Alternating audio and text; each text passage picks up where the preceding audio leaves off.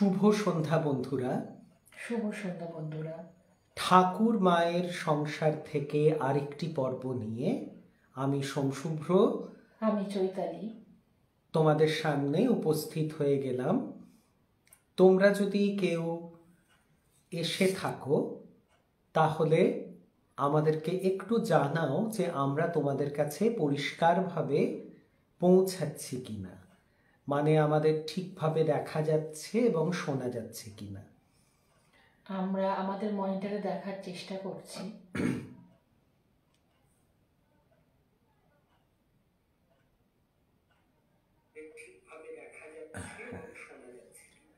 আমার মনে হচ্ছে আমাদেরকে পরিষ্কার দেখা যাচ্ছে এবং শোনা যাচ্ছে। আমরা যেভাবে প্রতি পর্বের সূচনা করি সেইভাবেই আমরা সূচনা করছি। আস্তে আস্তে নিশ্চয়ই সবাই এসে যাবে। তো আমি, যদি তোমরা এসে যাও আরেকবার আমাদেরকে জানিও যে আমরা পরিষ্কারভাবে তোমাদের কাছে পৌঁছচ্ছি কিনা, স্পষ্টভাবে। শুভ সন্ধ্যা সুমন। সুমন এসেছে। হ্যাঁ, এই তো সুমন এসে গেছে। অনেক দিন পর সুমনকে দেখছি, খুব ভালো লাগছে, খুব ভালো লাগছে। সুমন বলছে সব শোনা যাচ্ছে। তো আমরা যেইভাবে আমাদের প্রত্যেকটা পর্বের সূচনা করি সেই সূচনার আমরা সেভাবেই করি। তারপর আমরা আজকের আলোচনার মধ্যে প্রবেশ করব। আমরা আমাদের পূজ্যপাদ গুরুদেবের চরণে বিনম্র শ্রদ্ধা জানিয়ে, প্রণাম জানিয়ে এবং দিব্যত্রয়ীর চরণে আমাদের আভূমি লুণ্ঠিত প্রণতি জানিয়ে এবং অবশ্যই আমাদের সঙ্গে যে গোপাল সোনা রয়েছে, গোপাল সোনাকে আমাদের শ্রদ্ধা জ্ঞাপন করে আমরা প্রতিবারের মতো আজকের পর্বটিও শুরু করব। ওম গুরুর ব্রহ্মা গুরুর বিষ্ণু গুরুর্দেব মহেশ্বর গুরুরেব পরম ব্রহ্ম তস্मै শ্রী গুরবে নমঃ। অজ্ঞানতিমিরান্ধস্য জ্ঞানাঞ্জনশলাকয়া চক্ষুরুন্মিলিतं येन তস্मै শ্রী গুরবে নমঃ। ওম স্থাপকায় চ ধর্মস্য সর্বধর্মস্বরূপিণে অবতার বরিষ্ঠায় রামকৃষ্ণায় তে নমঃ। জননীং শারদাং দেবীং রামকৃষ্ণং জগদ্গুরুং পাদপদ্মে তয় শ্রুত্বা প্রণমামি মুহুর্মুহুঃ। নমো শ্রী জ্যোতিরাজায় বিবেকানন্দ শূরয়ে সচ্চিদ সুখ স্বরূপায় স্বামিনে তাপহারিণে। এবার আমাদের ছোট্ট গোপাল সোনাকে দর্শন করিয়ে দিই। এই আমাদের ছোট্ট মানুষটি আমাদের ত্রাণকর্তা, আমাদের পরম আশ্রয়স্থল গোপাল সোনা। তো গোপাল সোনাকে আমরা আমাদের প্রাণের আকুতি নিবেদন করি। ওম নমো ব্রহ্মণ্য দেবায় গো ব্রাহ্মণ্য হিতায় চ জগদ্ধিতায় কৃষ্ণায় গোবিন্দায় নমো নমঃ। নমস্তে যদোদাভাসো নমস্তে যদুষায়িনে নমস্তে কেশবানস্তে বাসুদেব নমস্তুতে। হে কৃষ্ণ করুণা সিন্ধু দীনবন্ধু জগৎপতে গোপেশ গোপিকা কান্ত রাধা কান্ত নমস্তুতে। ওম মূকং করোতি বাচালং পঙ্গুং লঙ্ঘয়তে গিরিম যৎকৃপাতমহং বন্দে পরমানন্দ মাধবম। শ্রীমাধব শ্রীমাধব শ্রীমাধব। গোপাল সোনাকে তার জায়গায় রেখে আমরা আজকের আলোচনা পর্বে প্রবেশ করব। তো আমরা ঠাকুরের বিভিন্ন ধারায় তার যে তপস্যা, তার যে বিভিন্ন পদ দিয়ে তিনি যে সেই পরম ব্রহ্মের চরণে পৌঁছেছেন, সেই অধ্যায়ে আমরা পাঠ করছিলাম, চৈতি পাঠ করছিল। তো তাতে আস্তে আস্তে আমরা কিন্তু সাধন পথের শেষের দিকটায় এসে পৌঁছচ্ছি। আজকে চৈতি পাঠ করবে এক অত্যন্ত গুরুত্বপূর্ণ অধ্যায়, অত্যন্ত গুরুত্বপূর্ণ, মানে ঠাকুরের সাধন জীবনের ক্লাইম্যাক্স বলতে পারো এটাকে। একদম সর্বোচ্চ উচ্চতায় যেখানে ঠাকুর পৌঁছলেন। ঠাকুর পৌঁছলেন মানে ঠাকুর তো পৌঁছনোই আছে, ঠাকুর তো ঠাকুর, কিন্তু আমাদেরকে দেখানোর জন্য ঠাকুর যেই তপস্যার যেই চরম সীমায় তিনি এবার পৌঁছলেন, সেটি অত্যন্ত অদ্ভুত, অত্যন্ত চমৎকার এবং অপূর্ব অপূর্ব একটি লীলা। এবং সেটি বললেই তোমরা বুঝতে পারবে, সেটি হচ্ছে ষোড়শী পূজা, যে পূজার মাধ্যমে আমরা আমাদের জগৎজননী মাকে পেলাম। সংঘ জননী রূপে তিনি আবির্ভূতা হলেন। এবং তিনি যে জগৎজননী, আমরা তো বলি যে আগে আমরা বলেছি যে অবতারদের মধ্যে একটা অদ্ভুত বৈপরীত্য থাকে, একটা স্ববিরোধিতা থাকে। তারা দেব মানব ভাবে আসীন থাকেন, কখনো দেবভাব, কখনো মানব ভাব। যখন আমরা তাদেরকে মানব ভাবে দেখি, আমরা ভাবি এ তো অতি সাধারণ একটি মানুষ, এ আবার দেবতা হলো কি করে, একে আবার অবতার টবতার বলবো কেন। আবার যখন যখন তার মধ্যে সেই দৈবী ভাবের প্রকাশ ঘটে, সেই সময় আমরা অবাক হয়ে ভাবি এও কি সম্ভব? আমাদের এত কাছের মানুষ, তার মধ্যে এই ভাবের প্রকাশ হলো কি করে? তো সর্বক্ষণ এই অদ্ভুত একটা দোলাচলের মধ্যে চলে তাদের জীবন। কখনো তারা মানব, কখনো তারা দেবতা। তো মা, যিনি কিনা আমাদের কাছে এখনো অব্দি বা তার গ্রামের লোকজনদের কাছে, তার শ্বশুরালয়ের কাছে, পিত্রালয়ের কাছে তিনি এটি সাধারণ পল্লীবালা এবং এক পুরোহিতের পত্নী, তিনি কি করে জগৎজননী হয়ে উঠলেন, মা নিজেও কখনো কখনো বিস্মৃত হতেন। মাকে এক ভক্ত প্রশ্ন করেছিলেন একবার যে মা, তুমি যে মহামায়া, তুমি যে আদ্যাশক্তি, তোমার তোমার সেটা তোমার তোমার কি, তোমার নিজের অনুভূতিটা কি, তোমার কি মনে থাকে?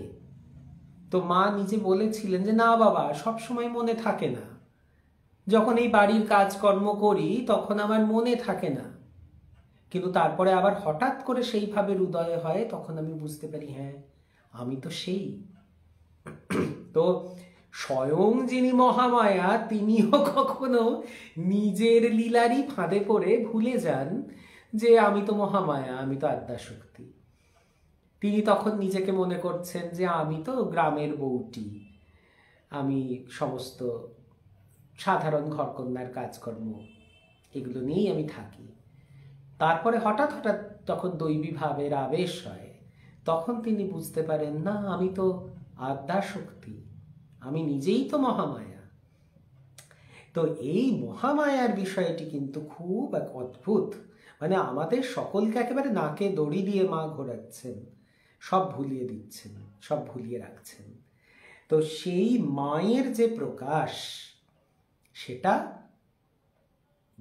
এখন হবে এই ষোড়শী পূজার মাধ্যমে, যেটি আমাদের কাছে খুব বিচিত্র। ঠাকুরের জীবন বললে সাধারণত মানুষের প্রথমেই মনে পড়ে যায় এই মানুষটি নিজের স্ত্রীকে মাতৃজ্ঞানে পূজা করেছিলেন।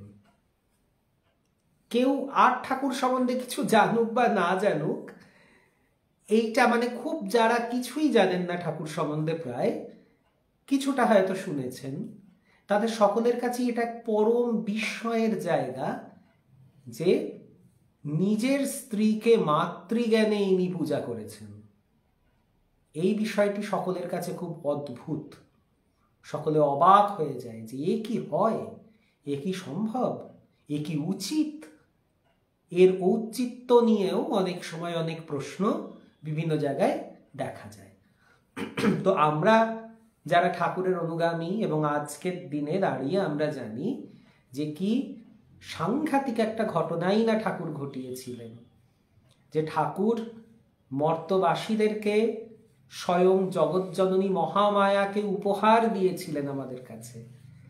তিনি আমাদের কাছে জগৎজননী মাকে তিনি উপস্থাপন করেছিলেন, তিনি চিনিয়ে দিয়েছিলেন যে এই দেখ, ইনি হচ্ছেন সেই যার জন্য তোরা এত কিছু করছিস, যার জন্য এত দুর্গোৎসব, শ্যামা পূজা, জগদ্ধাত্রী পূজা, অনেক কিছু, যে যত ধর্মাচরণ, তো ইনি হচ্ছেন তিনি, তোরা দেখ। তো আমরা কিন্তু সেই সময় থেকে মাকে পেলাম জগৎজননী রূপে। তো সেই ষোড়শী পূজার অবতারণা কি করে হলো এবং কি হয়েছিল সত্যি সত্যি, চৈতি এখন পাঠ করে শোনাবে। আমি যে বইটি থেকে পাঠ করি সেটি নাম শ্রীরামকৃষ্ণ জীবনী, লিখেছেন স্বামী তেজসানন্দ। আজকে ষোড়শ অধ্যায়, ষোড়শী পূজা। মথুর দিব্যধামে চলিয়া যাইলেন। দক্ষিণেশ্বরের কালীবাটিতে মানবের জীবন প্রবাহ কিন্তু সমভাবেই বহিতে লাগিল। দিন মাস অতীত হইয়া ক্রমে 6 মাস কাটিয়া গেল। এই সময় ঠাকুরের জীবনে একটি বিশেষ ঘটনা উপস্থিত হইল। 14 বৎসরে প্রথমবার স্বামী সন্দর্শন কালে শ্রীমতী মাতা ঠাকুরানী নিতান্ত বালিকার স্বভাব সম্পন্না ছিলেন। দাম্পত্য জীবনের গভীর উদ্দেশ্য ও দায়িত্ব বোধ করিবার শক্তি তাহাতে তখন বিকাশোন্মুখ হইয়াছিল মাত্র।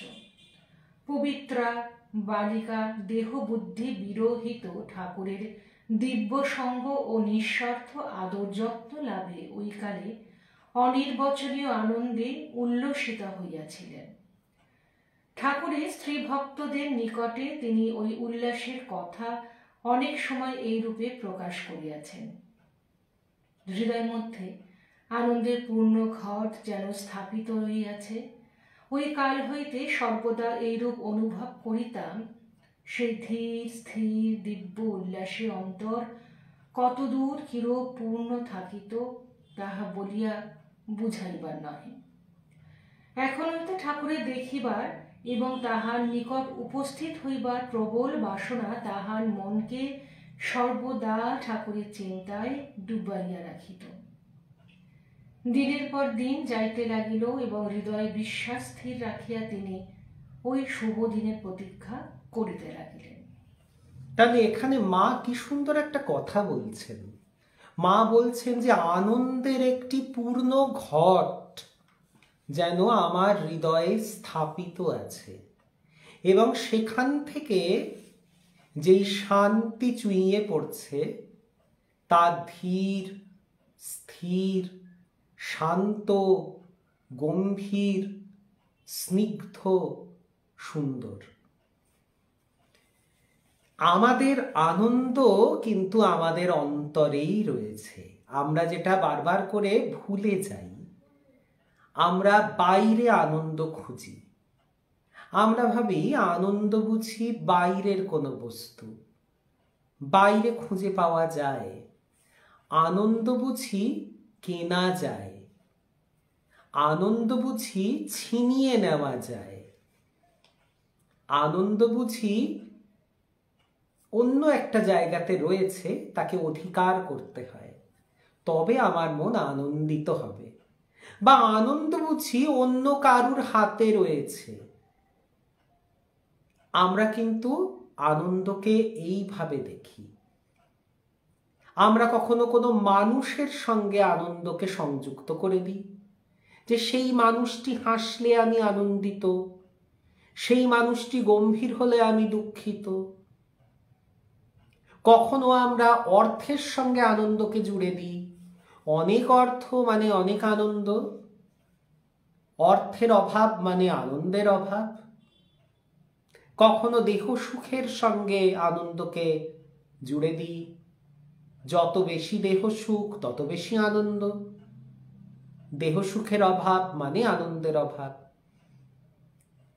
মানে মোট কথা আনন্দ একটা অন্য জিনিস যেটা বাইরে থাকে, আর আমাকে সেটাকে অধিকার করতে হবে, মূল্য দিয়ে হোক, বল প্রয়োগ করে হোক, কোনোভাবে সেটাকে আমাকে নিয়ে আসতে হবে নিজের কাছে, তবে আমি আনন্দ পাব।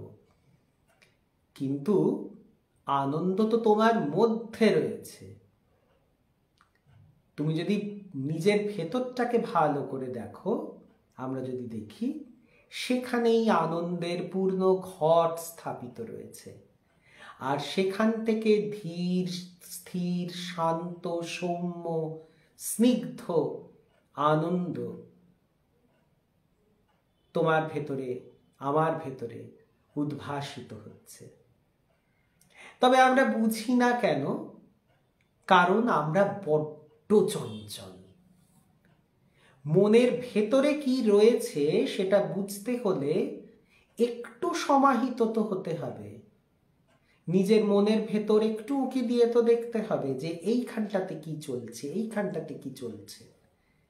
কিন্তু আমরা বাইরের কাজ নিয়ে এত ব্যস্ত থাকি, আমাদের চাকরি, আমাদের কাজ, আমাদের কর্তব্য, এগুলোকেই আমরা ধরে নিয়েছি এগুলোই শেষ কথা, এগুলোই চূড়ান্ত, এর বাইরে আর কিছু নেই। কিন্তু সত্য তো হচ্ছে আমাদের মনের মধ্যে এক অনির্বাণ দীপশিখা জ্বলছে। আমাদের মনের মধ্যে এক পূর্ণ কুম্ভ স্থাপিত রয়েছে। এই দেখো না, পূর্ণ কুম্ভতে স্নান করবে বলে মানুষরা দৌড়ে দৌড়ে যাচ্ছে, ভালো যাচ্ছে, এবং মানুষরা স্নান করতে গিয়ে পদপিষ্ট হয়ে মারা যাচ্ছে। আমাকে অমুক দিন অমুক ক্ষণে ওই সঙ্গম স্থলে স্নান করতে হবে, নইলে আমার ঠিক হলো না, আমার পুণ্যটা ঠিকঠাক হলো না। কিন্তু মা এখানে বলছেন যে আসল পূর্ণ কুম্ভ তোমার ভেতরে, আনন্দে পরিপূর্ণ কুম্ভ, তোমার দেহটাই তো কুম্ভ। আমরা যে ঠাকুরের সামনে যে ঘট প্রতিষ্ঠা করি, সেটি আমাদের শরীরের প্রতীক। ঘট আমাদের দেহ, তার ভেতর যে জল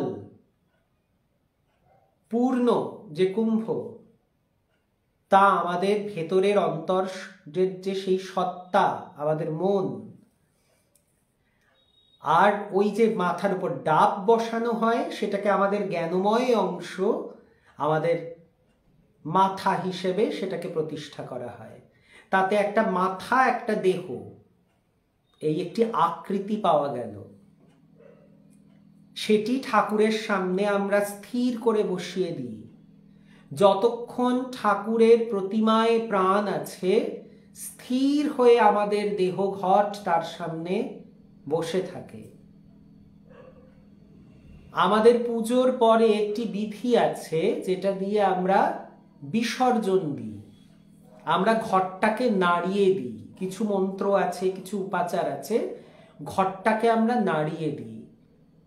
মানে এবারে ঠাকুরের বিসর্জন হলো, এবারে তুমি এখান থেকে উঠে যেতে পারো।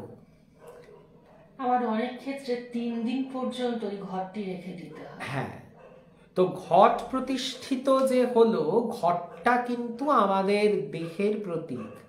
কিন্তু আমাদের সত্যিকারের যার যেটা দেহ, সেটা তো সারাদিন এই এই এই এই চরকি পাক খাচ্ছে। সেই ঠাকুর বলতেন না, দেহ নড়লে মন নড়বে। দেহ হচ্ছে ঘট, ঠাকুর বলতেন, আর মন হচ্ছে জল। দেহ যত নাড়াবে, মন ছলাৎ ছলাৎ ছলাৎ ছলাৎ ছলাৎ ছলাৎ নড়বে। দেহকে এক জায়গাতে একটু বসিয়ে রাখো, মন আপনি স্থির হবে। যার জন্য আমাদের মুখ্যদায়ী বাবা মা, আমাদের ঠাকুর মা আমাদেরকে বলেছেন যে মনে বনে কোণে, মনকে স্থির করে একটা কোণে এবং বনে নৃভৃতে সেখানে গিয়ে জপ ধ্যান করতে হবে, সেখানে গিয়ে ঈশ্বর চিন্তা করতে হবে। কিন্তু আমরা তো বাইরের আড়ম্বরটাতে ভীষণ পছন্দ করি, দৌড়াদৌড়ি হই চই। আরে যার ঠাকুরের পদে মতি আছে তার আলাদা করে গঙ্গা স্নানের কি প্রয়োজন? কারণ মা একবার, আমার এক্ষুনি ঘটনাটা টুকরো টুকরো মনে পড়ছে, পরিষ্কার মনে পড়ছে না, যে মায়ের একবার খুব ইচ্ছে হয়েছিল গঙ্গা স্নান করতে যাবেন, কিন্তু সে সময় উনি যেতে পারছেন না। তিনি তখন দেখেন যে ঠাকুর, তিনি দিব্যদৃষ্টিতে দেখেন, তার দর্শন হয় যে ঠাকুরের পা থেকে গঙ্গা জল বেরোচ্ছে এবং ঠাকুর গঙ্গা জলে নেমে গিয়ে গঙ্গা জলের মধ্যে ঠাকুর লীন হয়ে যাচ্ছেন, আর স্বামী বিবেকানন্দ সেই জল তুলে এরকম এরকম করে ছিটিয়ে দিচ্ছে লক্ষ লক্ষ কোটি কোটি মানুষের ওপর। শান্তিবাড়ি, সকলের গঙ্গা স্নান। পুরাণ বলে নারায়ণের পা থেকে দেবর্ষি নারদের গান শুনে নারায়ণ দ্রবীভূত হয়ে গেছিলেন, মানে গোলে জল হয়ে গেছিলেন, এত আনন্দ পেয়েছিলেন। তো সেই জল কমণ্ডলুতে ধারণ করেন, তার পা গোলে পা দিয়ে জল বেরোচ্ছিল এবং সেই জল কমণ্ডলুতে ধারণ করেন আমাদের পিতামহ ব্রহ্মা। তারপরে সেই স্বর্গের মন্দাকিনী গঙ্গা রূপে আমাদের দেবাদিদেব মহাদেবের জটায় অবতীর্ণ হন, সেই সগর রাজের তপস্যায় প্রসন্ন হয়ে তিনি বলেছিলেন, ঠিক আছে আমি নামবো, কিন্তু আমাকে ধারণ করবে কে? তো এমন শক্তিশালী পুরুষ কে আছে যে আমার বেগকে ধারণ করবে? তখন মহেশ্বর তার জটা লুলায়িত করে দাঁড়িয়ে পড়েন। গঙ্গা ঠিক বুঝতে পারেননি মহাদেবের শক্তি।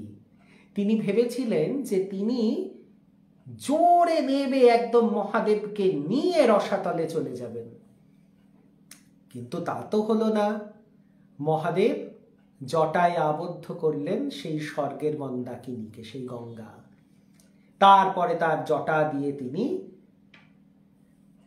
ভগীরথের তপস্যায় প্রীত হয়ে ভগীরথকে তিনি গঙ্গাকে তিনি ছেড়ে দিলেন তার জটা থেকে। এই গল্প তোমাদের সকলের জানা। তো এই যে আমরা যে গঙ্গার স্নানের জন্য এত হইচই করছি, ঠিক আছে, ভালো, তীর্থভূমিতে যাওয়া ভীষণ ভালো, কিন্তু এই যে জীবন বিপন্ন করে লোকে মরেও যাচ্ছে, কিন্তু সত্যি তোমার যদি ঈশ্বরের প্রতি মন থাকে, এই যে বসে আছেন যিনি ছবিতে, এর পা থেকেই তো গঙ্গা নির্গত হয়। তুমি যদি সদা তার চরণ স্মরণ করো, তার পায়ে যদি মতি রাখো, নিজের মনকে যদি তার পায়ে নিমগ্ন রাখো, তোমার তো অষ্টপ্রহর গঙ্গা স্নান। আর পূর্ণ কুম্ভ তো মা বললেন যে আমার মনের মধ্যেই তো পূর্ণ কুম্ভ স্থাপিত রয়েছে। তো এই অনেক কথা যেগুলো তারা বলে গেছেন ভাবে ভঙ্গিতে, আমাদের বুঝে নেবার সময় এসেছে, তাদের ইঙ্গিতগুলো আমাদের বুঝে নেওয়ার সময় এসেছে। তারপর 4টি দীর্ঘ বৎসর একে একে কাটিয়া গেল। আশা প্রতীক্ষার প্রবল প্রবাহ বালিকার মনে সমভাবেই বহিতে লাগিল। তাহার শরীর কিন্তু মনের ন্যায় সমভাবে থাকিল না। ক্রমে তিনি অষ্টাদশ বর্ষে পদার্পণ করিলেন। দেবতুল্য স্বামীর প্রথম সন্দর্শনজনিত আনন্দ তাহাকে জীবনের দৈনন্দিন সুখ দুঃখ হইতে উচ্চে উঠাইয়া রাখিল। সংসারে নিরাবিল আনন্দের অবসর কোথায়? গ্রামের পুরুষেরা জল্পনা করিতে বসিয়া যখন তাহার স্বামীকে উন্মত্ত বলে নির্দেশ করিত, পরিধানের কাপড় পর্যন্ত ত্যাগ করিয়া হরি হরি করিয়া বেড়ায় ইত্যাদি নানা কথা বলিত। অথবা সমবয়স্ক রমণীগণ যখন তাহাকে পাগলের স্ত্রী বলিয়া করুণা বা উপেক্ষার পাত্রী বিবেচনা করিত, তখন মুখে কিছু না বলিলেও তাহার অন্তরে দারুণ ব্যথা উপস্থিত হইত। উন্মনা হইয়া তিনি তখন চিন্তা করিতেন, তবে কি পূর্বে যেমন দেখিয়াছিলাম তিনি সেরূপ নাই? লোকে যেমন বলিতেছে তাহার কি ঐরূপ অবস্থান্তর হইয়াছে? অশেষ চিন্তার পর স্থির করিলেন তিনি দক্ষিণেশ্বরে স্বয়ং গমনপূর্বক চক্ষু কর্ণে বিবাদ ভঞ্জন করিবেন। চিন্তা করো তো, কত কষ্ট মানুষ দেয়। জগজ্জননী যিনি, অবশ্য তখন তারা তো জানতো না, তাকে চেনা তো সহজ নয়। তাকেও কতটা কষ্ট দিয়েছে কটু কথা বলে। পাগলের বউ, তোর বর পাগল হয়ে গেছে, তোর বর গায়ে কাপড়টি পর্যন্ত রাখতে পারে না, এই সব বলে কতটা যন্ত্রণা দিয়েছেন সেই বালিকার মনে। তিনি তখন ভেতর ভেতর অসম্ভব কষ্টে তার দিন কাটছে। তিনি তখন স্থির করলেন যে না, আমি নিজে গিয়ে একবার স্বামীকে দেখে আসব, যে আমার স্বামী কি সত্যি উন্মাদ, আমার স্বামী কি সত্যি পাগল। লোকে যা বলে, আমাকে কথার খোঁটা দেয়, কেউ বিদ্রুপ করে, কেউ করুণা করে, কেউ দয়া করে। তার খুব খারাপ লাগতো। মানে মানুষ কতটা নিষ্ঠুর বরাবরই না, ভীষণ সব সময়। মানে এই যে ট্রোলিং করার যে ব্যাপারটা, এটা কিন্তু আজকের যুগের নয়। সব সময়তে সবাই, আমাদের ভগবান ভগবতীও ট্রোলড হয়ে গেছেন। কি অবস্থা না, যে মানুষকে হাস্যাস্পদ প্রমাণ করার জন্য, মানুষকে নিকৃষ্ট প্রমাণ করার জন্য কি অদ্ভুত নিরলস পরিশ্রম, কি প্রচেষ্টা। তো মা সেখানে দুঃখিত হয়ে তিনি ভাবলেন যে না, আমি নিজে গিয়ে একবার দেখব যে আমার স্বামীর অবস্থা কেমন। ফাল্গুনের দোল পূর্ণিমার পূর্ণতা জাহ্নবীতে স্নান করিবার জন্য শ্রীমতী মাতা ঠাকুরানীর দূর সম্পর্কিয়া কয়েকজন আত্মীয়া ওই বৎসর আগমন করিবেন বলিয়া ইতিপূর্বে স্থির করিয়াছিলেন। তিনি এখন তাহাদিগের সহিত গঙ্গা স্নানে যাইবার অভিপ্রায় প্রকাশ করিলেন। তাহার বুদ্ধিমান পিতা শুনিয়াই বুঝিলেন কন্যা কেন এখন কলিকাতা যাইতে অভিলাষিনী হইয়াছেন। তিনি তাহাকে সঙ্গে লইয়া স্বয়ং কলিকাতা আসিবার জন্য সকল বিষয়ে বন্দোবস্ত করিলেন। তখন বিষ্ণুপুর বা তারকেশ্বরে কোনো স্থানে রেলপথ প্রস্তুত হয় নাই। অতএব কন্যা ও সঙ্গীগণ ব্যবহারে শ্রীরামচন্দ্র দূরপথে পদব্রজে অতিবাহিত করিতে লাগিলেন। কিন্তু পথশ্রমে অনভ্যস্তা কন্যা প্রতিমধ্যে এক স্থলে দারুণ জ্বরে আক্রান্তা হইয়া পিতাকে বিশেষ চিন্তান্বিত করিয়া তুলিলেন। কন্যার ঐরূপ অবস্থায় অগ্রসর হওয়ার অসম্ভব বুঝিয়া তিনি চটিতে আশ্রয় লইয়া অবস্থান করিতে লাগিলেন। প্রতিমধ্যে এইরূপে পীড়িতা হওয়ায় শ্রীমতী মাতা ঠাকুরানীর অন্তঃকরণে কত দূর বেদনা উপস্থিত হইয়াছিল তাহা বলিবার নয়। কিন্তু এক অদ্ভুত দর্শন উপস্থিত হইয়া ওই সময় তাহাকে আশ্বস্ততা করিয়াছিল। উক্ত দর্শনের কথা তিনি পরে স্ত্রী ভক্ত দিগকে কখনো কখনো নিম্নলিখিত ভাবে বলিয়াছেন। এইভাবে, জ্বরে যখন একেবারে বেহুশ, লজ্জা সরম রহিত হইয়া পড়িয়া আছি, তখন দেখিলাম পাশে একজন রমণী আসিয়া বসিল। মেয়েটির রং কালো, কিন্তু এমন সুন্দর রূপ কখনো দেখি নাই। বসিয়া আমার গায়ে মাথায় হাত বুলাইয়া দিতে লাগিল। এমন নরম ঠান্ডা হাত গায়ে জ্বালা জুড়াইয়া যাইতে লাগিল। জিজ্ঞাসা করিল, তুমি কোথা হতে আসছো গা? রমণী বলিল, আমি দক্ষিণেশ্বর থেকে আসছি। শুনিয়া অবাক হইয়া বলিলেন, দক্ষিণেশ্বর থেকে?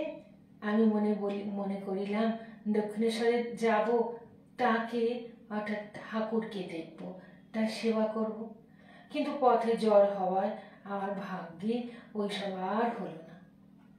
রমণী বলিল, সে কি, তুমি দক্ষিণেশ্বরে যাবে বই কি, ভালো হয়ে সেখানে যাবে, তাকে দেখবে, তোমার জন্যই তো তাকে সেখানে আটকে রেখেছি। আমি বলিলাম, বটে, তুমি আমাদের কে হও গা? মেয়েটি বলিল, আমি তোমাদের বোন হই। আমি বলিলাম, বটে, তাই তুমি এসেছ? এইরকম কথাবার্তার পরেই ঘুমাইয়া পড়েছিলাম। প্রাতঃকালে উঠিয়াই শ্রীরামচন্দ্র দেখিলেন কন্যার জ্বর ছাড়িয়া গিয়াছে। প্রতিমধ্যে নিরুপায় হইয়া বসিয়া থাকা অপেক্ষা তিনি তাহাকে লইয়া ধীরে ধীরে পথ অতিবাহন করাই শ্রেয় বিবেচনা করিলেন। কিছু দূর যাইতে না যাইতে একখানি শিবিকাও পাওয়া গেল। ক্রমে পথে শেষ হইল এবং রাত্রি 9টার সময় শ্রী শ্রীমা দক্ষিণেশ্বরের ঠাকুরের সমীপে উপস্থিত হইলেন। ঠাকুর তাহাকে সহসা ঐরূপ রোগাক্রান্ত হইয়া আসিতে দেখিয়া বিশেষ উদ্বিগ্ন হইলেন। ঠান্ডা লাগিয়া জ্বর বাড়িবে বলিয়া নিজ গৃহে ভিন্ন শয্যায় তাহার শয়নের বন্দোবস্ত করিয়া দিলেন এবং দুঃখ করিয়া বারংবার বলিতে লাগিলেন, তুমি এতদিনে আসিলে, আর কি আমার সেজবাবু আছে যে তোমার যত্ন হবে? ঔষধপত্যাদির বিশেষ বন্দোবস্তের 3-4 দিনেই শ্রী শ্রী মাতা ঠাকুরানী আরোগ্য লাভ করিলেন। ওই 3-4 দিন ঠাকুর তাহাকে দিবারাত্র নিজ গৃহে রাখিয়া ঔষধ পথ্যাদি সকল বিষয়ে স্বয়ং তত্ত্বাবধান করিলেন। পরে নহবত ঘরে নিজ জননীর নিকটে তাহার থাকিবার বন্দোবস্ত করিয়া দিলেন। চক্ষুকর্ণে বিবাদ মিটিল।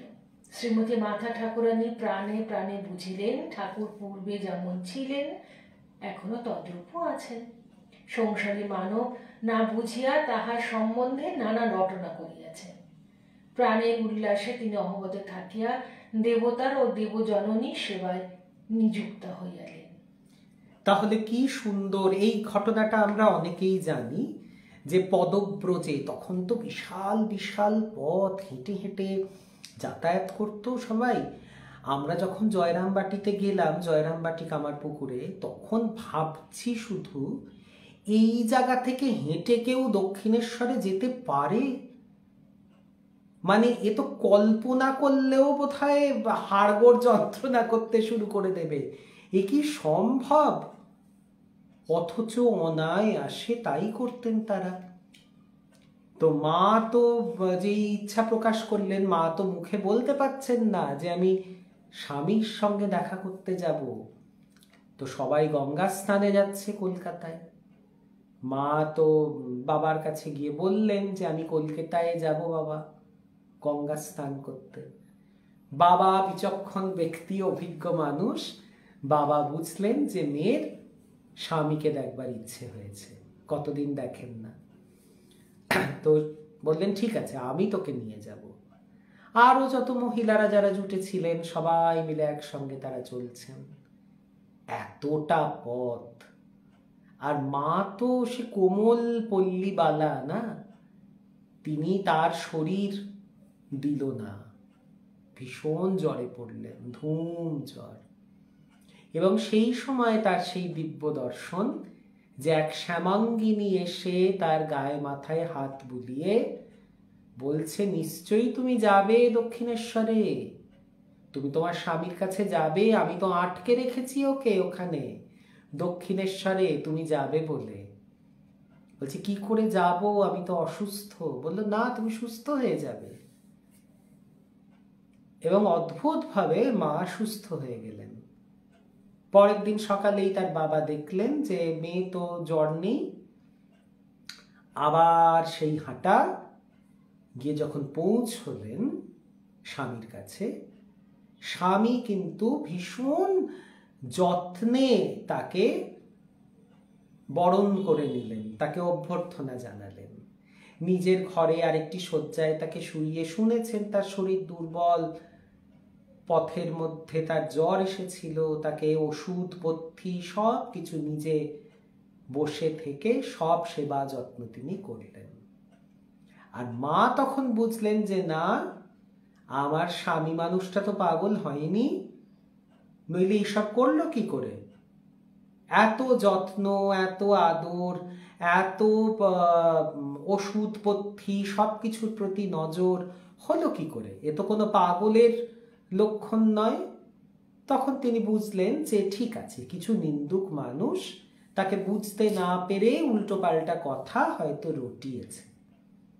আসলে তিনি যেমন ছিলেন, স্বামীকে যেমন দেখেছেন, স্বামী ঠিক তেমনিই আছেন। তারপরে সেই বিখ্যাত আমাদের নহবতের ঘর, যেখানে ঠাকুরের মা ছিলেন, সেখানে বৌমাও গিয়ে ঘরের হাল ধরলেন। মায়ের গেরস্তালির একটি পর্ব শুরু হলো এখানে। কামারপুকুরে অবস্থানকালে শ্রীমতী মাতা ঠাকুরানীর আগমনে ঠাকুরের মনে যে চিন্তা ও পারম্পর্যের উদয় হইয়াছিল, তাহা আমরা পাঠক্যে পূর্বেই বলিয়াছি। ব্রহ্মবিজ্ঞানে দৃঢ় প্রতিষ্ঠা লাভ সম্বন্ধীয় আচার্য শ্রীমৎ তোতাপুরীর কথা আলোচনাপূর্বক ওই কালে নিজ সাধনলব্ধ বিজ্ঞানের পরীক্ষা করিতে এবং পত্নীর প্রতি নিজ কর্তব্য প্রতিপালনে অগ্রসর হইয়াছিলেন। কিন্তু ওই সময় তদু ভয় অনুষ্ঠানের আরম্ভ মাত্র করিয়াই তাহাকে কলিকাতায় ফিরিতে হইয়াছিল। শ্রীমতী মাতা ঠাকুরানীকে নিকটে পাইয়া তিনি এখন পুনরায় ওই দুই বিষয়ে মনোনিবেশ করিলেন এবং অবসর পাইলেই মাতা ঠাকুরানীকে মানব জীবনের উদ্দেশ্য কর্তব্য সম্বন্ধে সর্বপ্রকার শিক্ষা প্রদান করিতে লাগিলেন। শ্রীমতী মাতা ঠাকুরানীর একদিন এই সময় ঠাকুরের পদসংবাহন করিতে করিতে জিজ্ঞাসা করিয়াছিলেন, আমাকে তোমার কি বলিয়া বোধ হয়? ঠাকুর তদুত্তরে বলিয়াছিলেন, যে মা মন্দিরে আছেন তিনি শরীরে জন্ম দিয়াছেন ও সম্প্রতি নহবতে বাস করিতেছেন এবং তিনি এখন আমার পদ সেবা করিতেছেন। সাক্ষাৎ আনন্দময়ী রূপ বলিয়া তোমাকে সর্বদা সত্য সত্য দেখিতে পাই। কি অসাধারণ! মানে এর থেকে বড় সম্মান বোধহয় আর কিছু হয় না। যে তিনি মা যখন তাকে জিজ্ঞেস করছেন, তিনি তো ছোট্ট বালিকা, তিনি বিষয়টি বোঝার চেষ্টা করছেন। স্বামী তাকে প্রতিনিয়ত বোঝাচ্ছেন যে জীবনের আসল উদ্দেশ্য কি। এবং তখন তিনি একদিন জিজ্ঞেস করলেন যে আমাকে আপনার কি বোধ হয়? তখন ঠাকুর অকপটে বললেন যে কালী ঘরের ঈশ্বরী মা, আমার গর্ভধারিণী মা, এবং তোমার মধ্যে আমি কোনো প্রভেদ দেখি না। যে মা আমাকে জন্ম দিয়েছেন, যে মায়ের আমি ভজনা করি, সেই মাই এখন আমার পদসেবা করছেন। তুমি সেই আনন্দময়ী স্বরূপ। এর থেকে বড় কমপ্লিমেন্ট, এর থেকে বড় কোনো প্রশংসা বাক্য আর হয় না। এই রকম ভাবে এরপরে আর কোনো কথা হয় না। এরপর শুধুই মৌনতা, যে এরপরে আর কোনো কথা হয় না। যে তুমি কিভাবে দেখছো? আমি দেখছি তোমাকে আনন্দময়ী স্বরূপ। এর থেকে বড় সম্মান আর কি হতে পারে? অতঃপর শ্রী শ্রী জগন্মাতার নিয়োগে তাহার প্রাণে এক অদ্ভুত বাসনার উদয় হইল এবং কিছুমাত্র দ্বিধা না করিয়া তিনি উহা কার্যে পরিণত করিলেন। তাহাই এখন পাঠককে উপহার দিব। 1873 খ্রিস্টাব্দ জ্যৈষ্ঠ মাসের অর্ধেকের উপর গত হইয়াছে। আজ অমাবস্যা, ফলহারিণী কালী পূজার পুণ্য দিবস। ঠাকুর শ্রী শ্রী জগদম্বাকে পূজা করিবার মানসে আজ বিশেষ আয়োজন করিয়াছেন। ওই আয়োজন কিন্তু মন্দিরে না হইয়া তাহার ইচ্ছা অনুসারে গুপ্তভাবে তাহার গৃহেই হইয়াছে। পূজাকালে দেবীকে বসিতে দিবার জন্য আলিম্পন ভূষিত একখানি পীঠ পূজকের আসনের দক্ষিণ পার্শ্বে স্থাপিত হইয়াছে। দেবীর রহস্য পূজার সকল আয়োজন সম্পূর্ণ হইতে রাত্রি 9টা বাজিয়া গেল। শ্রীমতী মাতা ঠাকুরানীকে পূজাকালে উপস্থিত থাকিতে ঠাকুর ইতিপূর্বে বলিয়া পাঠাইয়াছিলেন। তিনিও ওই গৃহে এখন আসিয়া উপস্থিত হইলেন। ঠাকুর পূজায় বসিলেন। ঠাকুর এইবার আলিম্পন ভূষিত পিঠে শ্রী শ্রী মাকে উপবেশনের জন্য ইঙ্গিত করিলেন। মন্ত্র মুগ্ধার ন্যায় তিনি এখন পূর্বমুখে উপবিষ্ট ঠাকুরের দক্ষিণ ভাগে উত্তরাস্য হইয়া উপবিষ্টা হইলেন। সম্মুখস্থ কলসের মন্ত্রপুত বাড়ি দ্বারা ঠাকুর বারংবার শ্রী শ্রীমাকে যথা বিধানে অভিষিক্তা করিলেন। অতঃপর মন্ত্র শ্রবণ করাইয়া তিনি এখন প্রার্থনা মন্ত্র উচ্চারণ করিলেন। হে বালি, হে সর্বশক্তির অধীশ্বরী মাতো, ত্রিপুরা সুন্দরী সিদ্ধিদ্বার উন্মুক্ত করো। ইহা শরীর মনকে পবিত্র করিয়া ইহাতে আবির্ভূত হইয়া সর্বকল্যাণ সাধন করো।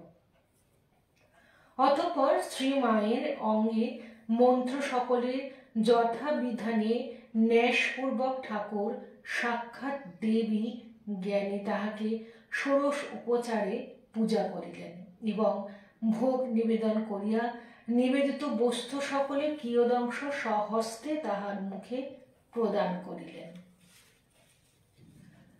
বাহ্যজ্ঞান তিরোহিতা হইয়া শ্রী শ্রীমা সমাধিস্থা হইলেন। ঠাকুরও অর্ধবাহ্য দশায় মন্ত্র উচ্চারণ করিতে করিতে সম্পূর্ণ সমাধিমগ্ন হইলেন। সমাধিস্থ পূজক সমাধিস্থা দেবীর সহিত আত্মস্বরূপে পূর্ণভাবে মিলিত ও একীভূত হইলেন। নিশার দ্বিতীয় প্রহর বহুক্ষণ অতীত হইয়াছে। আত্মারাম ঠাকুরের এইবার বাহ্য সংহার কিছু কিছু লক্ষণ দেখা গেল। পূর্বের ন্যায় অর্ধ বাহ্য দশা প্রাপ্ত হইয়া তিনি এখন দেবীকে আত্মনিবেদন করিলেন। অনন্তর আপনার সহিত সাধনার ফল এবং আপনার জপের মালা প্রভৃতি সর্বস্ব শ্রী শ্রী দেবীর পাদপদ্মে চিরকালীন নিমিত্ত বিসর্জন পূর্বক মন্ত্র উচ্চারণ করিতে করিতে তাহাকে প্রণাম করিলেন। হে সর্বমঙ্গলে মঙ্গল স্বরূপে, হে সর্বকর্ম নিষ্পন্ন কারিণী, হে শরণদায়িনী ত্রিনয়নী, শিবগে হিনী গৌরী, হে নারায়ণী, তোমাকে প্রণাম করি। পূজা শেষ হইল। মূর্তিমতী বিদ্যারূপিণী মানবীর দেহ অবলম্বনে ঈশ্বরীর উপাসনাপূর্বক ঠাকুরের সাধনার পরিসমাপ্তি হইল। তাহার দেব মানবত্ব সর্বতোভাবে সম্পূর্ণতা লাভ করিল। এইরূপে 1 বৎসর 6 মাস কাল ঠাকুরের নিকটে দক্ষিণেশ্বরে অতিবাহিত করিয়া শ্রী শ্রী মাতা ঠাকুরানী কামারপুকুরে প্রত্যাগমন করিলেন। অপূর্ব কথন। এই কথাকে ব্যাখ্যা করা কি করে যায় আমার সত্যি জানা নেই। সেই রাতে, সেই ফলহারিণী কালী পুজোর রাতে এই বঙ্গভূমিতে যে বিপ্লব হয়ে গিয়েছিল, নীরবে সকলের অলক্ষ্যে, তা বোঝার ক্ষমতা আমাদের কি সত্যি সত্যি আছে? ঠাকুর সেই ঘরের মধ্যে পূজার সমস্ত উপাচার নিয়ে অপেক্ষা করছেন। মা কিন্তু ঘুণাক্ষরেও জানেন না যে কি হতে চলেছে। মাকে শুধু বলেছেন যে ওই দিন পুজো হবে, তুমি উপস্থিত থেকো। তো মা স্বামীর আদেশ পালন করতে গুটি গুটি পায়ে ঘরে এসে প্রবেশ করেছেন। এদিকে স্বামী তো পুরো পীঠস্থান সাজিয়ে বসে আছে। সেখানে মাকে বসিয়ে, মাকে অভিষিক্ত করে, মায়ের মধ্যে জগন্মাতার প্রকাশ তিনি ঘটালেন। মায়ের ভেতর যে সুপ্ত দৈবী শক্তি ছিল তা এখন সম্পূর্ণভাবে জাগ্রত হল। মা ত্রিপুরা সুন্দরী, মা ললিতা বা মা বালা সুন্দরী, যাই বলি আমরা, ষোড়শী, যিনি 16 কলায় পরিপূর্ণা, ষোড়শী মূর্তি তাই, যার মধ্যে 16 কলা পরিপূর্ণ রয়েছে। সেই সম্পূর্ণ মাতৃমূর্তিকে, মাতৃভাবকে তিনি মায়ের মধ্যে জাগিয়ে তুললেন। এবং মা সেখানে এই প্রথমবার মা পুরো সমাধিস্থা হয়ে গেলেন। যে মা সেই দেবী ভাবে আরূঢ়া হয়ে তিনি বাহ্য জ্ঞান তার লোপ পেল।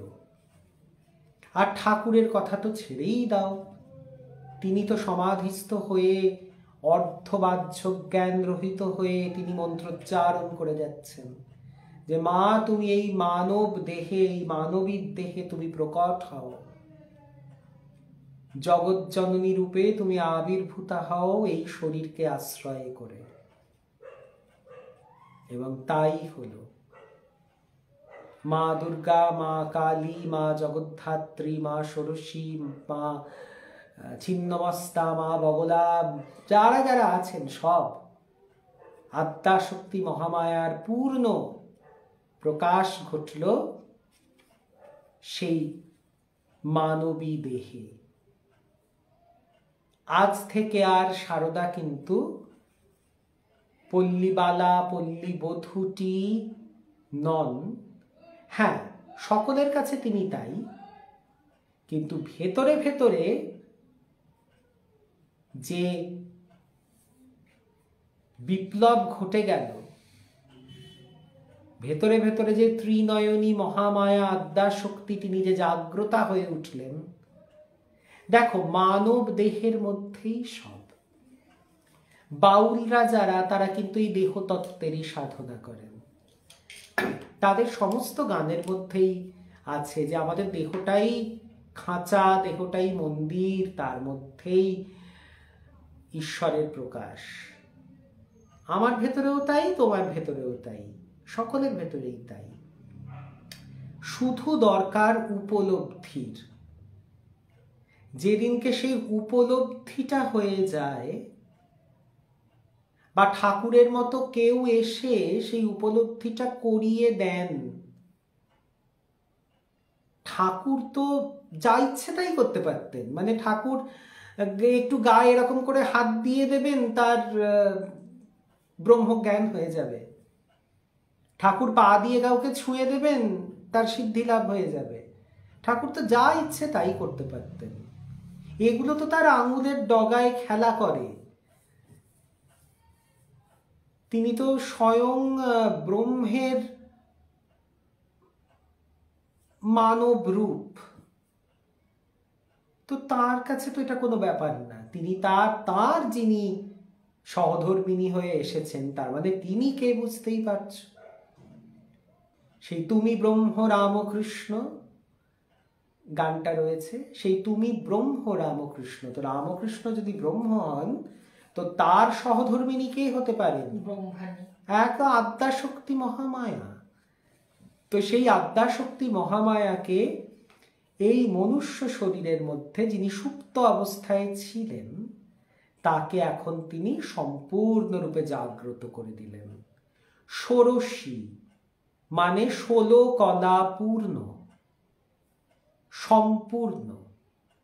চাঁদ যেমন 16 কলা পূর্ণ চাঁদ, পূর্ণ চন্দ্রের উদয় যখন হয়, পূর্ণিমার চাঁদ, সেই সমস্ত কলায় যিনি পরিপূর্ণ, 16 কলা নিয়ে, সেটাই হচ্ছে ষোড়শী। ষোড়শী রূপের মাহাত্ম্যই তাই যে তিনি সম্পূর্ণা। তো মাকে সম্পূর্ণা দেবী রূপে চিরদিনের মতো জাগ্রত করে দিয়ে গেলেন আমাদের ঠাকুর। এবং সেই যে মাতৃশক্তির উন্মেষ হলো, সেই যে মাতৃশক্তি জাগ্রত হলো, সেই রাতে মায়ের দেহ হয়তো আজকে নেই, কিন্তু সেই মাতৃশক্তি আজও আমাদের চালনা করে যাচ্ছে। মা বলে ডাকলে, জগৎজননী বলে ডাকলে, জগৎজননীর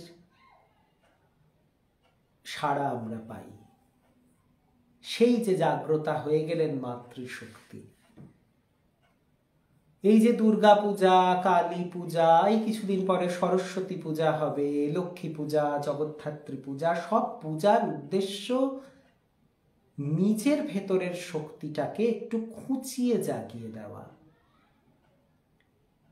মৃন্ময়ী একটি প্রতিমা সামনে থাকে হয়তো, কিন্তু সেই মৃন্ময়ীকে আমরা আমাদের শক্তি দিয়ে তাকে আমরা জারিত করি, তার মধ্যে প্রাণ প্রতিষ্ঠা করি, চিন্ময়ী করি। মৃন্ময়ী থেকে চিন্ময়ীতে আবাহন মাকে বা যে কোনো ঈশ্বরের প্রতিমাকে, তারা কিন্তু আমাদের শক্তি দিয়েই আমরা তাদেরকে, যখনই যে প্রাণ প্রতিষ্ঠা করা হবে মন্ত্র পড়ে, আমরাই তো হাতে এরকম বুকে ছোঁয়াবো, ত্রিনয়নে ছোঁয়াবো, আমরাই তো বিভিন্ন জায়গাতে, যিনি পুরোহিত তিনিই তো ছুঁয়ে ছুঁয়ে ছুঁয়ে ছুঁয়ে সেই প্রাণকে প্রতিষ্ঠা করবেন। তো এই সব কিছুই হচ্ছে নিজের ভেতরের অন্তর্নিহিত যে শক্তি, যে মহাশক্তি, সেই মহাশক্তিকে জাগ্রত করার উপায়। আমাদের বাহ্যিক পূজা সেদিনই সার্থক হবে যেদিন আমাদের ভেতরের শক্তি নড়ে চড়ে বসবে, যেদিন আমরা চিনতে পারবো আমরা কে। এইটি হচ্ছে সমস্ত পূজার, এই যে এত পূজা, এত পদ্ধতি, এত কিছু ভেবে দেখবে, দেখো আমাদের পঞ্চভূত ক্ষিতি অপ্তেজ মরুত বোম, এই সবগুলো আমরা ঠাকুরের সামনে সাজিয়ে দিই। আগেও হয়তো বলেছিলাম, আমার খেয়াল পড়ছে, আচ্ছা তোমাদেরকে বলেছিলাম, আরো একবার একটুখানি স্মরণ করি। ক্ষিতি মাটি, প্রতিমা মাটির, কি প্রতিমা যে বস্তুর তৈরি সেটাকে আমরা মাটি, মৃত্তিকাই ধরে নিই শরীর, আর মাটির খাদ্য, ফল ফল প্রসাদ যা কিছু নিবেদন করি সেটি মৃত্তিকাজাত। ক্ষিতি গেল, অপ জল, পূর্ণ কুম্ভ সামনে রাখলাম, ঠাকুরকে জল খেতে দিলাম, জল কোষাকুষিতে জল, সবকিছু জল দিয়ে আমরা শুদ্ধ করছি সবকিছু। তো ক্ষিতি অপ হয়ে গেল। তেজ, তেজ হচ্ছে প্রদীপ, অগ্নি।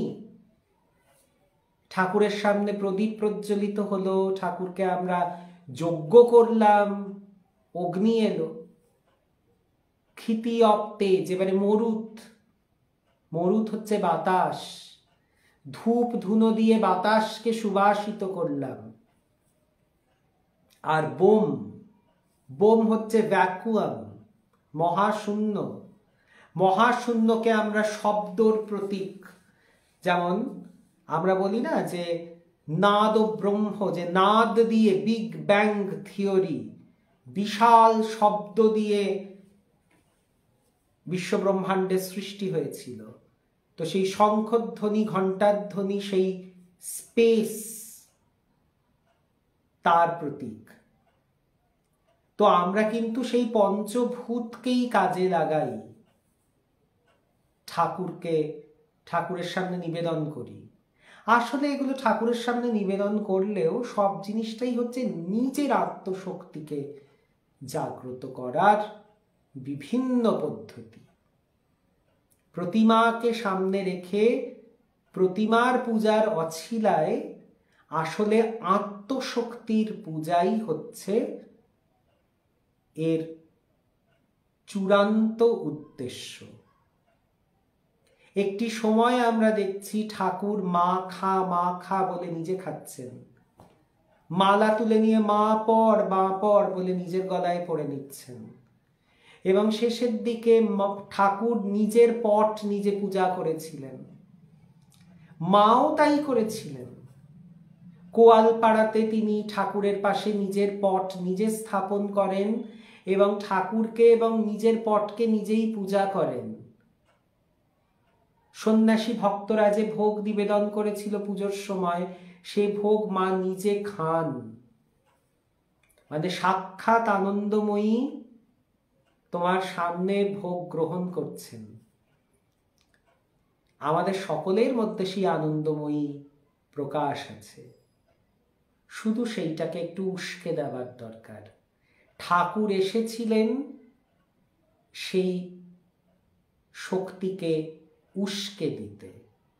প্রদীপ যখন নিভু নিভু হয়ে আসে, আমরা একটা কাঠি দিয়ে সলতেটাকে একটু খুঁচিয়ে দিই, প্রদীপটা আবার জ্বলে ওঠে উজ্জ্বল হয়ে। তো এই যে খুঁচিয়ে দেওয়ার কাজটা, এটা ঠাকুর করেছিলেন। আমরা যারা ঠাকুর মায়ের সংসারের ছেলেপুলেরা, আমাদের তখনই ভক্তি, বিশ্বাস সবকিছু সার্থকতা লাভ করবে যখন আমরা আত্মশক্তিকে জাগ্রত করতে পারব। ভেতরেই আছে সব, বাইরে কিছু নেই। আগেই যেমন বললাম, মা বলেছেন ভেতরে আনন্দের পূর্ণকুম্ভ রয়েছে, ভেতরে রয়েছে সেই অন্তর্নিহিত শক্তি। তোমার বাইরে কোথাও নেই, অন্তরের মধ্যে রয়েছে। ভেতরে ঢোকো, আরো ভেতরে ডুব দাও, তাহলে সেখানেই সব প্রশ্নের উত্তর, সেখানে সব কিছু খুঁজে পাওয়া যাবে। এটা একদমই আমার কথা নয়, এটা ঠাকুরের বাণী, ঠাকুরের লীলার উদ্দেশ্য, ঠাকুরের এই যে মর্ত লীলা, ঠাকুর মায়ের সবটাই হচ্ছেন। ঠাকুর বলছে, এই পাপি কে রে? পাপ পাপ পাপি পাপি আবার কি? আমরা সবাই অমৃতের সন্তান, সেই শৃণ্বন্তু বিশ্বে অমৃতস্ব পুত্রা। তো সেই আমরা অমৃতের সন্তান, আমরা ঈশ্বরের, আমরা আবার পাপ আবার পাপি, এইসব কথা কে বলে এইসব কথা? তো ঠাকুরের পাই কিন্তু সব, এবং ঠাকুরের শরণ যারা নিয়েছে তাদের আত্মশক্তি একদিন না একদিন ঠিক জাগ্রত হবে। এটি ঠাকুর বলেছেন, মা বলেছেন। এটাকে বিশ্বাস করতে হবে মন থেকে, যে আমরা আত্ম উপলব্ধি একদিন ঠিক করতে পারব। তো আজকে এই ষোড়শী পূজার অপূর্ব কথন দিয়ে আমরা ঠাকুরের অধ্যায়টির সমাপ্ত করছি। আর এই বইটি প্রকাশনা হয়েছে বাগবাজার উদ্বোধন থেকে।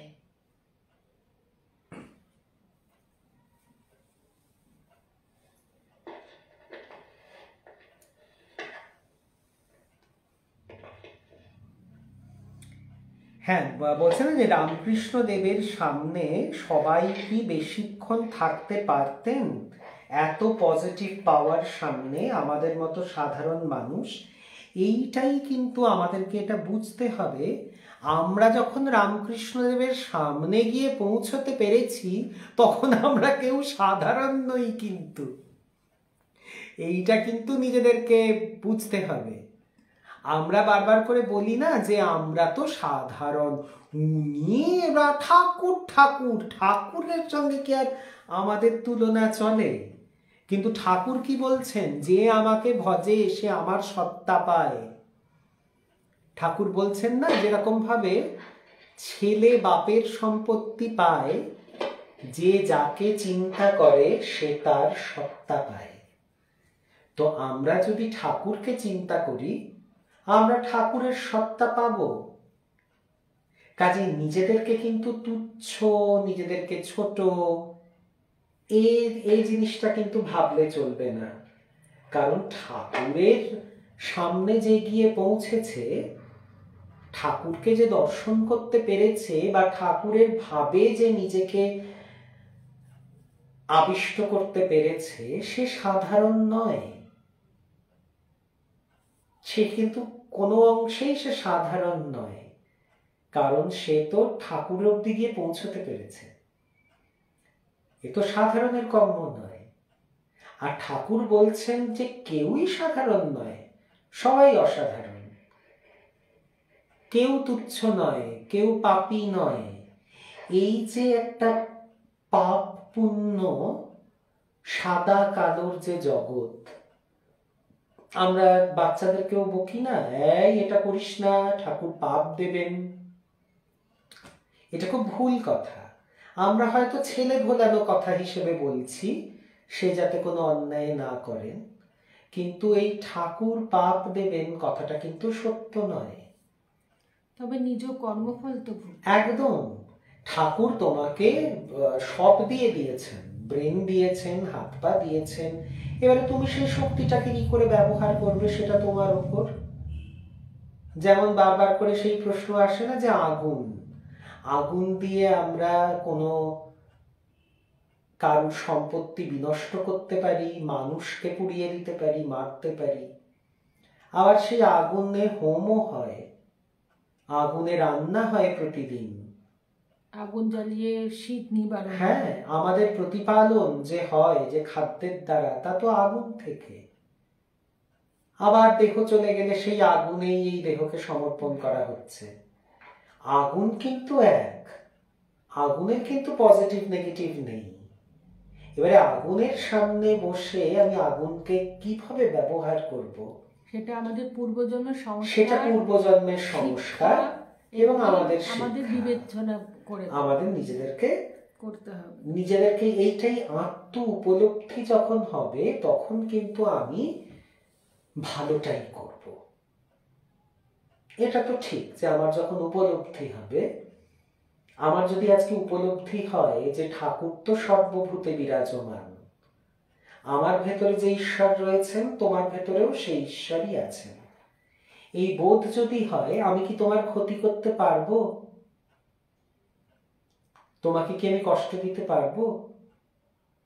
যদি আমার মধ্যে সেই বোধ জাগ্রত হয় যে আমার মধ্যেও যে তোমার মধ্যেও সে, খোলসটা শুধু আলাদা, তাহলে তো আমি তোমাকে কোনো কিছুর ভয়ে নয়, কিন্তু আমার পাপ হবে, শাস্তি হবে, সেই ভয়ে নয়, একটা বোধ থেকে যে আমিও যা ও তো তাই, তো আমি কি তখন তার ক্ষতি করতে পারবো? আমি তো পারবো না। আমার তো মনে হবে মানে সেটা নিজেরই ক্ষতি করা।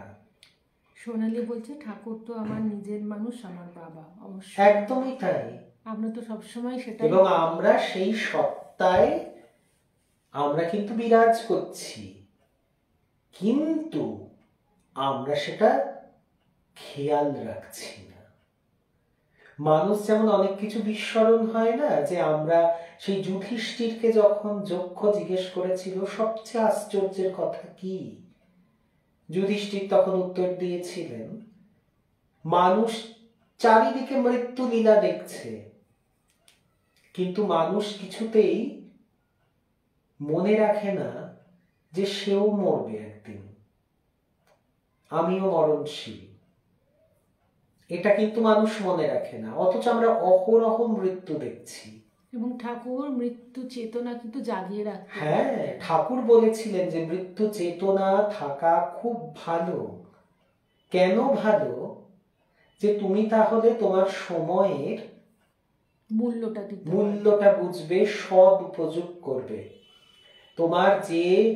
তোমার যদি মনে হয় যে আজকের দিনটা, আজকের এই মুহূর্তটাই আমার শেষ মুহূর্ত হতে পারে, তো এই শেষ মুহূর্তটাকে আমি কিন্তু পারফেক্ট করতে চাইব, সার্থক করতে চাইব, সুন্দর করতে চাইব। অতএব মৃত্যু চেতনা যার মধ্যে জাগ্রত, যে জানে যে যে কোনো মুহূর্তে মৃত্যু আমাকে গ্রাস করতে পারে, সে কিন্তু প্রতিটা দিন খুব অর্থবহভাবে কাটানোর চেষ্টা করে। কারণ কে বলতে পারে এটাই হয়তো শেষ মুহূর্ত। তো যাবার আগের মুহূর্তটা তো মানুষ সার্থক, সুন্দর করে যেতে চায়।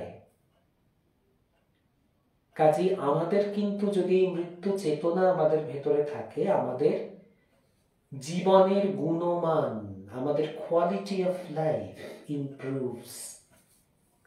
আমরা কিন্তু অনেক সুন্দর একটা জীবন, আমাদের জীবনের কোয়ালিটিটা, জীবনের গুণমানটা অনেক উন্নত হয় যদি আমাদের মৃত্যু চেতনাটা থাকে। দেখো কি অদ্ভুত, মৃত্যুকে তো আমরা জীবনের পরিপন্থী বলি, যে জীবন আর মৃত্যু বিপরীত দুটি শব্দ, অথচ জীবনকে সুন্দর সার্থক করে তুলতে মৃত্যুর কত বড় হাত আছে। কি মজার খেলাটা দেখো তো মহামায়ার। মৃত্যু আছে বলেই জীবন সুন্দর, কোন জিনিস ফুরিয়ে যাবে বলেই জিনিসটা সুন্দর। যদি চিরদিন পেতাম তার মূল্য রাখতাম না। আমাদের দাঁত যদি সারা জীবন থাকতো, এত দাঁতের যত্ন কি আমরা নিতাম ব্রাশ টাশ করে? আমরা জানি বাবা যত্ন আত্তি করে যতদিন রাখা যায়। মাথার চুল, এক ঢাল চুল কি চিরজীবন থাকবে? চিরজীবন থাকবে না বলেই তো চুলের এত কায়দা, এত যত্ন। নানান ছাদে চুল কাটা, চুলে শ্যাম্পু, তেল, স্পা, সিরাম, কত কিছু দেওয়া। কেন না যত্ন করে রাখতে হবে, নইলে চুল তো চলে যাবে একদিন। কাজেই জীবন চলে যাবে একদিন। এটা যেদিনকে আমরা ভাববো, সেদিন আমরা জীবনের যত্ন নিতে শিখব।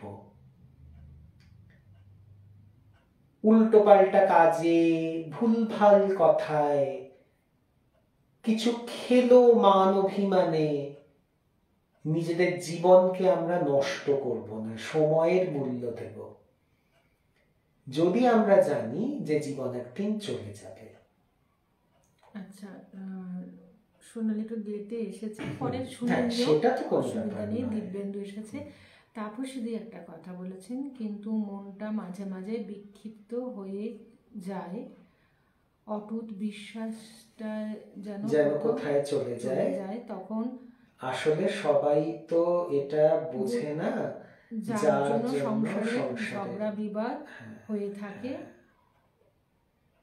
ঘটেও কেন আমরা সকলে ঠিক থাকতে পারি না। এটাই মহামায়া, এটাই দিদি, এটাই মহামায়ার খেলা, এটাই মহামায়ার খেলা। কিন্তু আজকে যদি আমি বুঝি যে তাপসীদিকে আমি যদি কষ্ট দিই, তাপসীদির মনে যদি আমি আঘাত করি, সেই আঘাতটা আমার নিজেকেই করা হলো।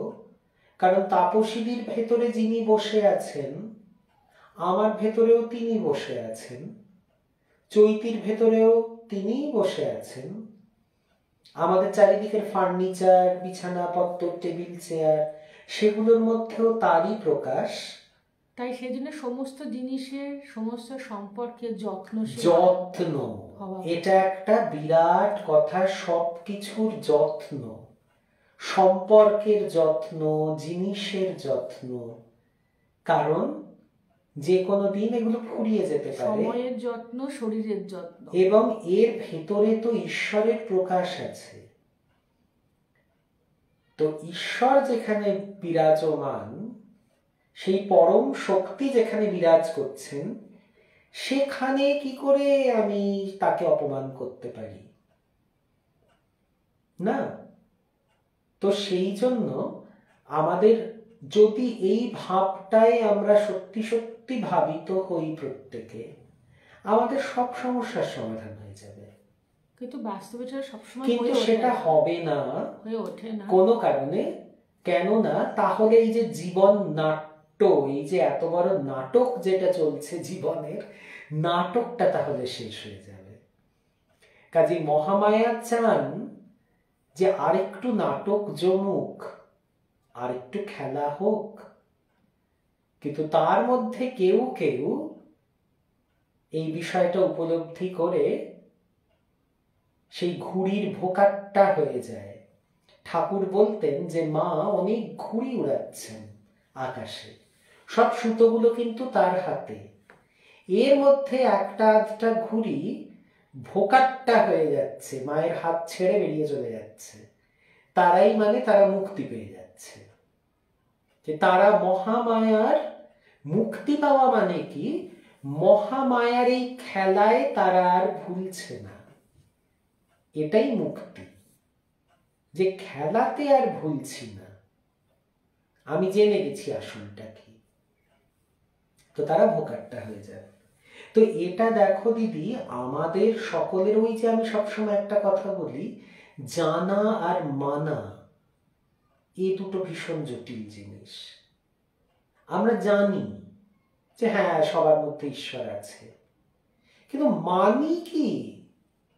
এই যে আমি এত বড় বড় কথা বলছি মুখে মাইক লাগিয়ে এখানে, আমি কি মানি? একদম না। আমিও রেগে যাই, আমিও হতাশ হই, আমি দুঃখ পাই, আমি অনেক বাজে বাজে কাজ করি। তাহলে আমি হয়তো জানি, মানে পড়েছি, শুনেছি, দেখেওছি কিছু কিছু, কিন্তু মানতে কি পেরেছি? মানতে যেদিনকে পারবো সেদিনকে কিন্তু আমার ভোকাট্টা হয়ে যাবে। সেটা তো হয়নি, সেটা মানে তার ধারে কাছেও পৌঁছয়নি। তো এই যে মানুষের মধ্যে এই বোধটা, এটাই মহামায়ার খেলা। তবে হ্যাঁ, এই যে বারবার এই যে আলোচনাগুলো, এই যে একই কথা বারবার বারবার করে বলা, বারবার করে এদের জীবনের অনুধ্যান করা, এই যে কথাগুলো বলা, এগুলো কিন্তু আমাদেরকে কিছুটা হলেও সাহায্য করে মানার দিকে একটু একটু একটু একটু করে এগোতে, বারবার করে নিজেকে মনে করানো। আমি সেজন্য সবসময় একটা কথা বলি না, যে আমি এমন কোনো গুরু ঠাকুর নই যে আমি তোমাদেরকে কিছু বোঝাবো, সে ক্ষমতা আমার নেই। তাহলে তোমাদের সামনে বসে আমি বক বক করছি কেন? আমার নিজের স্বার্থে করছি, আমি আমাকেই বোঝাচ্ছি। তোমাদেরকে বোঝানোর নাম করে আমি আসলে আমাকেই বোঝাচ্ছি। ছোটবেলায় একটা ব্যাপার হতো, আমি না খুব একটা মুখস্থ করতে পারতাম না পড়া। আমি কি করতাম, সবগুলো পয়েন্টগুলোকে একটা ডায়েরিতে লিখতাম, খাতায় লিখতাম, ওই পয়েন্টটাকে এলাবোরেট করা। আর আর্টসের ছেলে, সাহিত্যের ছেলে, আমরা না এইটুকু তিলকে তাল করতে পারি। মানে সায়েন্সের ছেলেরা যেখানে হয়তো এক দু লাইনের বেশি বলতে পারবে না, কারণ তারা ভীষণ প্রিসাইজ, তারা ভীষণ টু দ্য পয়েন্ট আনসার করে। কমার্সেও জায়গা নেই, কমার্সেও তার জায়গা নেই, কিন্তু কলা বিভাগে একেবারে পুরো ছুট। এবং কলা বিভাগে কোনোটা ভুল বলে কিছু নেই। ভুল বলে কিছু নেই। কাজেই আমরা যারা ওই পয়েন্টটাকে মনে রাখতে পারি, সেটা নিয়ে আমরা 4-5 পাতা অনায়াসে লিখে দেব, যা পারি লিখে দেব। এটা কিন্তু সাহিত্যের মানুষদের, তুমি ভালো গুণ বলো আর বদগুণই বলো, সাহিত্যের মানুষরা বড্ড বেশি বক বক করে, এই আমাকে দেখেই বুঝতে পারবে। একটা কথা কচলে কচলে কচলে প্রচুর কথা বলতে পারে তারা। এটা সাহিত্যের অবদান আমাদের জীবনে। তো সেইখানে আমি কি করতাম, ওই পয়েন্টগুলোকে শুধু মনে রাখতাম, তারপরে পরীক্ষার খাতায় আমি ওই নিয়ে 4 পাতা করে লিখে দেব, ওটা নিয়ে চিন্তা নেই। মুখস্থ না থাকলেও ওটা আমি that I will be able to do, confidence ছিল। এবারে এই পয়েন্টগুলো আমি আমার দাদুকে, তখন তো আমি মামার বাড়িতে থাকি গ্র্যাজুয়েশনের সময়, আমি দাদুকে বোঝাতাম, আর দাদুও চুপচাপ বুঝতো, খুব সুন্দর করে বাধ্য ছাত্রর মতো দাদু বুঝতো। আমি দাদুকে পড়া বোঝাতাম। তাহলে আমি কি আসলে দাদুকে সত্যি পড়াচ্ছি? সেটা তো নয়। আমি দাদুকে পড়া বোঝাতে গিয়ে আমি নিজেকে বোঝাচ্ছি, নিজের যাতে স্মৃতিতে ওটা থাকে, নিজেই মেমোরাইজ করছি, ব্যাপারটাকে মনে রাখার চেষ্টা করছি। আর দাদু হচ্ছে ওখানে একটা উদ্দেশ্য, মানে দাদু একটা নিমিত্ত, দাদু আছে, দাদুকে বোঝাচ্ছি আমি। এবং আমার ছাত্র আমার থেকে বেটার ছিল, আমার দাদু সব পয়েন্ট মনে রেখে দিত, আমি যেখানে ভুলে যেতাম। আর দাদু ধরতাই, তুই তো ওটা বললি না, এই তুই তো এটা বললি না ভাই, ওইটা দেখ, ওটা খুলে দেখো কি আছে। তো দাদু এভাবে আমাকে ধরিয়ে দিত।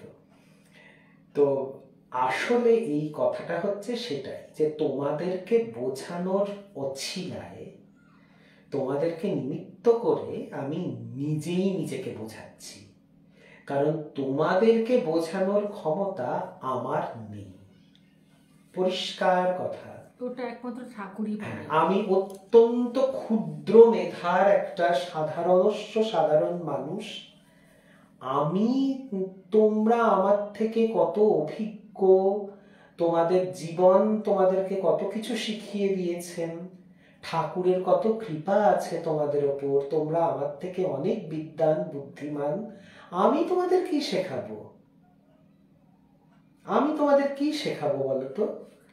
তোমরা যারা রয়েছো আমার থেকে অনেক অনেক বেশি জানো তোমরা, তোমাদেরকে শেখানোর ক্ষমতা আমার নেই। আর ঠাকুর চেয়েছেন বলেই আজকে ধরো 1 ঘন্টা বা 1.5 ঘন্টা প্রোগ্রাম তোমরা আমাদের সঙ্গে শেয়ার করছো, তোমরা তোমাদের মত প্রকাশ করছো, আমরা আমাদের মত প্রকাশ করছি। মানে ঠাকুরের কোথাও একটা ভালোবাসা রয়েছে আমাদের সকলের উপর। ঠাকুরের ভালোবাসা সকলের উপরেই থাকে, মানুষ বুঝতে পারে না ওই ভালোবাসাটা, মানুষ বুঝতে পারে না। ঠাকুর কিন্তু পার্সিয়ালিটি করেন না, ঠাকুর সকলকে ভালোবাসেন। তো সূর্যের আলোর মতো, সে স্বর্ণ শিখরেও পড়বে, সে পচা ডোবাতেও পড়বে, সূর্যের আলো তো ভেদ করবে না।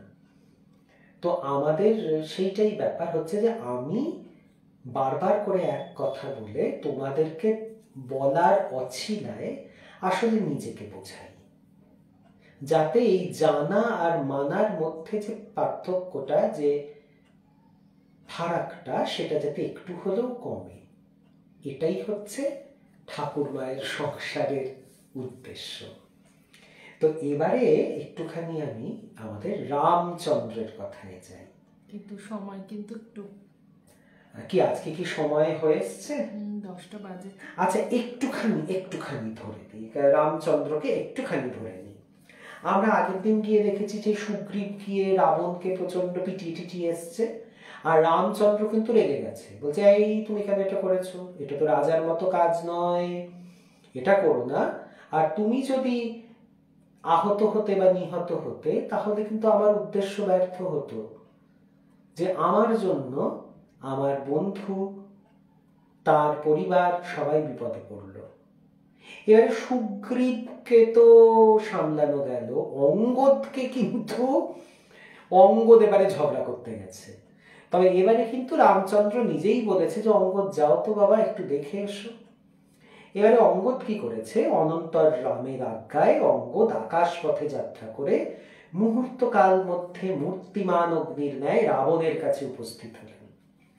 অমাত্যবেষ্টিত রাবণকে অঙ্গদ বললেন, আমি কৌশলরাজ রামের দূত, বালিপুত্র অঙ্গদ, আমার নাম শুনে থাকবে। রাম তোমাকে এই বলেছেন, নিষ্ঠুর, তুমি বেরিয়ে এসে আমার সঙ্গে যুদ্ধ করো, পুরুষ হও, অমাত্য পুত্র জ্ঞাতি বান্ধব সহ তোমাকে আমি বধ করব।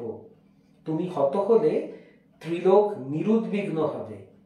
তুমি দেব দানব যক্ষ গন্ধর্বাদির শত্রু, ঋষিগণের কণ্টক। যদি প্রণিপাত করে বৈদেহীকে সসম্মানে সমর্পণ না করো, তবে তুমি নিহত হবে, তোমার ঐশ্বর্য বিভীষণ পাবেন।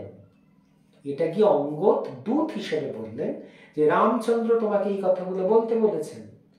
রাবণ তো প্রচন্ড রেগে টেগে গেছে, গিয়ে 4 জন রাক্ষসকে পেছনে লাগিয়ে দিয়েছে, বলে যাও অঙ্গদকে শেষ করে দাও। 4 জন ভয়ঙ্কর বিকট দর্শন রাক্ষস গিয়ে তো অঙ্গদকে অ্যাটাক করেছে। অঙ্গদ কি করেছে, তাদেরকে 2 হাতে ধরে তাদেরকে বগল দাবা করে সাঁ করে উঠে গেছে আকাশে। মানে রামের প্রতিটা সেনাবাহিনী কি বীর দেখো। আমরা তো রাবণকে মহাবীর বলে দেখি, কিন্তু রাবণকে নাকানি চোপানি খাইয়ে দিচ্ছে। তো ও উঠে গেছে। এবারে রাক্ষসরা তো এবারে ওপরে গিয়ে তো তাদেরকে ঘুরিয়ে টুরিয়ে ফেলে দিয়েছে নিচে, হাড় গোড় ভেঙে টেঙে চিৎকার করতে করতে তো সেই 4 জন রাক্ষস খোঁড়াতে এসে এর কাছে উপস্থিত হয়েছে, আবার রাবণের কাছে। তো রাবণ দেখলেন তো মহাবিপদ, এটা একবার সুগ্রীব এসে খামচে দিয়ে যাচ্ছে, একবার অঙ্গদ এসে পিটিয়ে দিয়ে যাচ্ছে, ব্যাপারটা কি, এই বানরেরা এত শক্তিশালী। তখন কি করলেন, ওরা কিন্তু যুদ্ধ এবারে বলে ঠিক আছে চলো যুদ্ধ স্টার্ট। যুদ্ধ শুরু হয়ে গেছে, 2 পক্ষে ভীষণ যুদ্ধ আরম্ভ হলো। ইন্দ্রজিতের সহিত অঙ্গদ, জম্বুমালির সহিত হনুমান, নিকুম্ভের সহিত নীল, প্রঘসের সহিত সুগ্রীব, বিরূপাক্ষের সহিত লক্ষণ এবং অগ্নিকেতু প্রভৃতি 4 জন রাক্ষসের সহিত রাম যুদ্ধ করতে লাগলেন। এক একজনকে ধরে তার সঙ্গে যুদ্ধ চলছে। ইন্দ্রজিৎ অঙ্গদকে গদাঘাত করলেন। অঙ্গদ সেই গদা দিয়ে ইন্দ্রজিতের রথ, অশ্ব, সারথি বিনষ্ট করলেন। যে গদা দিয়ে ইন্দ্রজিৎকে পিটিয়েছে, সেই গদা দিয়ে না, যে অঙ্গদকে পিটিয়েছে, অঙ্গদ সেই গদাটাকে কেড়ে নিয়েই ওর রথ ফথ সব লোকজন সব পিটিয়ে দিয়েছে, একদম শেষ। জম্বুমালি হনুমানের হস্তে নিহত হলেন। সুগ্রীব প্রঘসকে বৃক্ষের আঘাতে বধ করলেন। বিরূপাক্ষ লক্ষণের স্বরে ধরাশায়ী হলেন। রাম তার প্রতিযোদ্ধা 4 রাক্ষসের শিরচ্ছেদ করলেন। নিকুম্ভের সারথি নীলের হস্তে নিহত হল। সুসেন বিদ্যুৎমালীকে বধ করলেন। দেখো, এখানে না আমার একটা ভীষণ রাগ আছে। সকলে মাইকেল মধুসূদন দত্তের মেঘনাদ কাব্য, বিরাট ব্যাপার, মেঘনাদ কাব্য, সেখানে রামকে একটা ভিলেন, রাম লুকিয়ে লক্ষণকে পাঠিয়ে, লক্ষণ লুকিয়ে নিকুম্ভিলা যজ্ঞাগারে গিয়ে ইন্দ্রজিৎকে বধ করছে। কি অন্যায়, কি অন্যায়! আরে ইন্দ্রজিৎ নিজেই তো লুকোনো পাবলিক, সে তো সারাদিন মায়ার আশ্রয় করে, সে বীর, সে তো সামনে যখন যুদ্ধ করতে আসছে নিজেই পিটানি খেয়ে নাগানি চোবানি হয়ে পালিয়ে যাচ্ছে। একটা বৈপ্লবিক ধারণা এটা মানুষের আছে, জানো তো, মানে মানুষ, কিছু কিছু মানুষ আছে যারা যেই ধারণাটা জনপ্রিয় এবং সব মানুষ যেই ধারণাটাকে চলে, তো তারা সেই ধারণার ঠিক বিপরীতে একটা কথা বলেন। এটা কিন্তু নাথিং বাট গিমিক, এটা একটা গিমিক। এটা শুধু শুধু নিজের দিকে অ্যাটেনশনটা নিয়ে আসার একটা অদ্ভুত বিকৃত প্রচেষ্টা। আমি জানি ছোট মুখে হয়তো অনেক বড় কথা বলছি, কিন্তু ব্যক্তিগতভাবে মাইকেল মধুসূদন দত্তকে আমি কিন্তু একদমই এই কারণে পছন্দ করি না, কারণ তুমি একটা তথ্যকে বিকৃত করে তুমি পরিবেশন করতে পারো না। যেই লোকটা নিজে মায়ার আশ্রয়ে যুদ্ধ করে, সেই লোকটাকে তোমাকেও তো ছলে বলে কৌশলেই বধ করতে হবে। সে তো নিজে লুকিয়ে বেড়ায়, তোমাকে তো তার হাইডিং প্লেসে গিয়েই তাকে মারতে হবে। এবং সেখানে বলা আছে যে মেঘের আড়াল থেকে যুদ্ধ করতো লুকিয়ে, তাই জন্য তাকে মেঘনাদ বলা হচ্ছে। মানে সে বীর, যখন সে তো সকলের সম্মুখ সমরেই সে যুদ্ধ, সম্মুখ সমরে সে কোয়ালিফাই করতে পারছে না, সে লুকিয়ে থাকছে। তো সে লুকিয়ে যখন থাকছে, তার তো সেই লুকোনোর লুক্কায়িত জায়গাতে গিয়েই তাকে বধ করতে হবে। এর মধ্যে তো কোনো অন্যায় কিছু নেই। এটাকে একটা বিশাল করে, মেঘনাদকে একটা হিরো করে, আর অসহায় হিরো করে, তারপর যেরকম কর্ণকে করা হয়। কর্ণ কিন্তু মোটেই দয়ার পাত্র নন। কর্ণ একটা অহেতুক বিবাদ নেন অর্জুনের সঙ্গে, যার ফলে তিনি কিন্তু শুধু রাজা হবেন বলে একজন পাপীর হাত ধরতেও তার দুবার বাঁধেনি। তিনি দুর্যোধনের মতো একজন পাপাচারী যুবরাজ, তার কাছ থেকে ভিক্ষায় একটি রাজ্য তিনি গ্রহণ করেন। কেননা তিনি অর্জুনের সমতুল্য হবেন, এত ইগো, যেহেতু অর্জুনকে সবাই প্রশংসা করে। এবং দ্রৌপদীর স্বয়ংবর সভায় তিনি প্রত্যাখ্যাত হন। যিনি রাজকন্যা, তিনি যখন স্বয়ংবরা, তিনি যাকে ইচ্ছে প্রত্যাখ্যান করতেই পারেন, এটা তখনকার দিনের নিয়ম। স্বয়ংবর সভা যখন ডাকা হয়েছে, সেটা কন্যা প্রত্যাখ্যান করতেই পারেন কাউকে। এবং তার প্রতিশোধ সে কিভাবে নিল? যদি সত্যি সত্যি ব্যাসদেবের মহাভারত পড়ো, দ্যুত ক্রীড়াতে পাঞ্চালীকে কটু কথা একমাত্র বলেছিলেন কর্ণ, দুর্যোধন কিন্তু নয়। যার 5 স্বামী, সে হচ্ছেন একজন বেবুশ্যে, এ কথা কর্ণর মুখ দিয়ে বেরিয়েছিল এবং কর্ণ নিজে বলেছিলেন, এটা কর্ণের দেওয়া আদেশ ছিল যে দ্রৌপদীকে বিবস্ত্র করে দুর্যোধনের জংঘাতে তাকে বসানোর কথা কর্ণ বলেছিলেন। ভাবতে পারছো, তুমি যদি সত্যি এক বীর পুরুষ মানুষ হও, আজকে আমার সঙ্গে যদি কোনো মহিলার বিবাদ হয়, আমি কখনো ভাবতে পারবো যে সেই মহিলাকে বিবস্ত্র করে, তার সম্মানকে চূর্ণ বিচূর্ণ করে, তাকে ধর্ষণ করে আমি তার প্রতিশোধ নেব? এইটা পুরুষোচিত কাজ? তিনি যা যা শিক্ষা গ্রহণ করেছিলেন তার গুরুর কাছ থেকে, মিথ্যাচার করে, মিথ্যে কথা বলে, তিনি ব্রাহ্মণ সন্তান বলে তিনি পরশুরামের কাছ থেকে মিথ্যে কথা বলে, নিজের গুরুকে মিথ্যে কথা বলে তিনি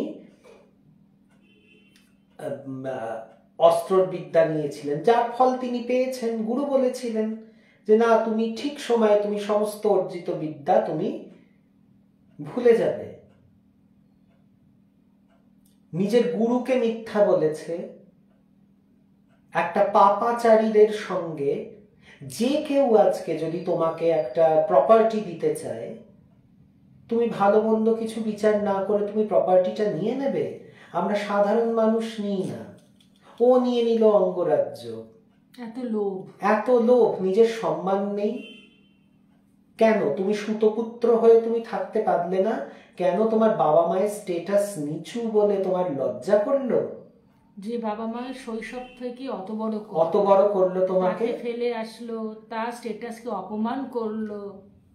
কর্ণ সম্বন্ধে এমন কিছু জিনিস যুগ যুগান্ত ধরে লেখা হচ্ছে, একটা বায়াস সৃষ্টি করা হয়েছে।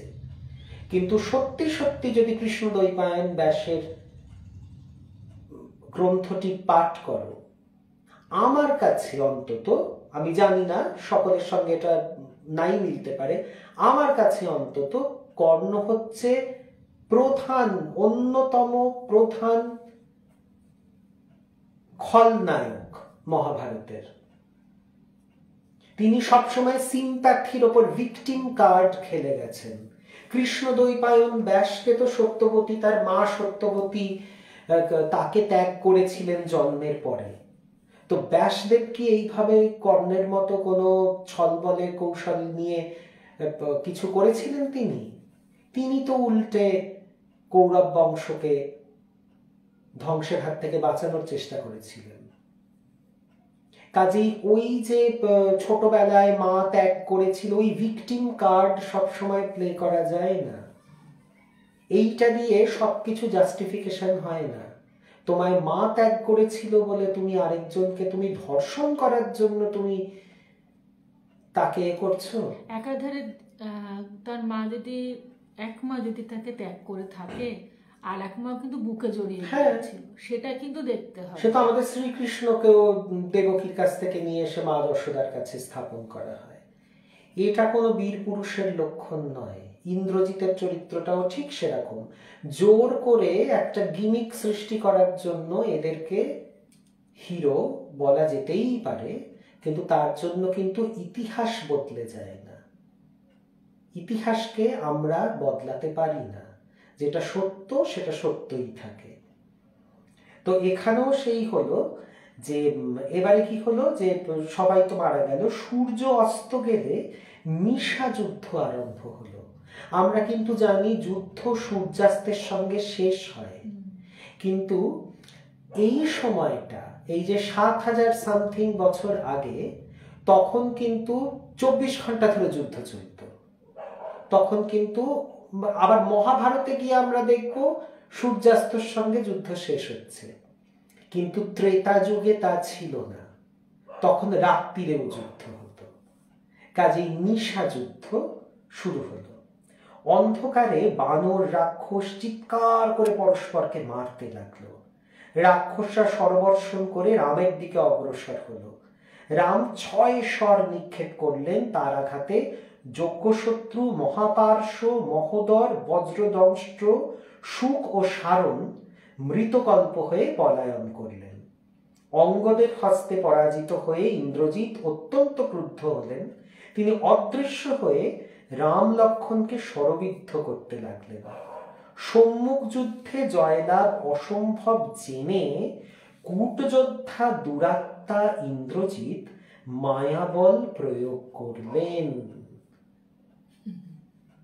বাল্মীকি লিখছেন যে সামনে থেকে যুদ্ধ করার যার ক্যালিবার নেই, সামনে থেকে সে যুদ্ধ করে পারবে না, এটা জেনে সে মায়া বিস্তার করল এবং সে পেছন থেকে লুকিয়ে লুকিয়ে ছলনার আশ্রয়ে সে